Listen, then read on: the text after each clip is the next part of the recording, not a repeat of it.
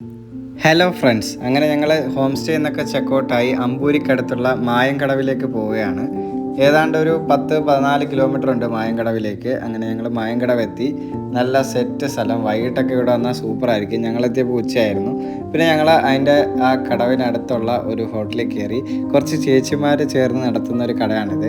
ഇവിടെ നിന്ന് ഞങ്ങൾ നല്ല കപ്പയും മീനും പിന്നെ ഒരു ഊണൊക്കെ ഓർഡർ ചെയ്തു.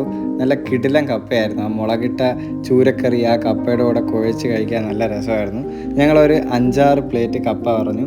എല്ലാവരും നന്നായിട്ട് ആസ്വദിച്ച് കഴിച്ചു. നല്ല കിടിലൻ ടേസ്റ്റ് ആയിരുന്നു. ഞങ്ങളൊരു ഫിഷ് ഫ്രൈ ഓർഡർ ചെയ്തായിരുന്നു. ഫിഷ് ഫ്രൈ വന്നതും തീർന്നതും വളരെ പെട്ടെന്നായിരുന്നു.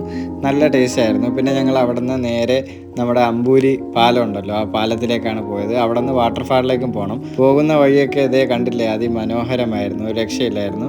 മായങ്കടവിൽ നിന്ന് ഏതാണ്ട് ഒരു 1.5 കിലോമീറ്റർ മാത്രമേ ഉള്ളൂ അമ്പൂരി പാലത്തിലേക്ക്. പാലം എത്തി. കിട്ടില്ല വൈവെന്ന് വെച്ച് കഴിഞ്ഞാൽ ഒരു രക്ഷയില്ല. ഞങ്ങൾ പിന്നെ അതിൽ കൂടെ വണ്ടിയൊക്കെ ഓടിച്ചു.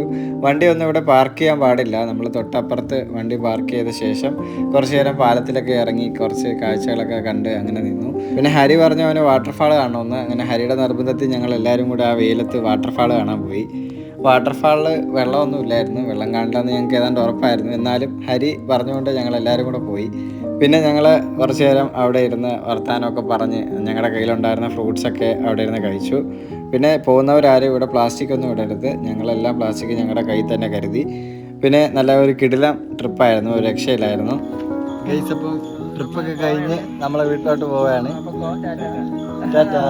ബാക്കി വിശേഷങ്ങളൊക്കെ ആയിട്ട് വീണ്ടും കാണാം. Bye from foodie friends.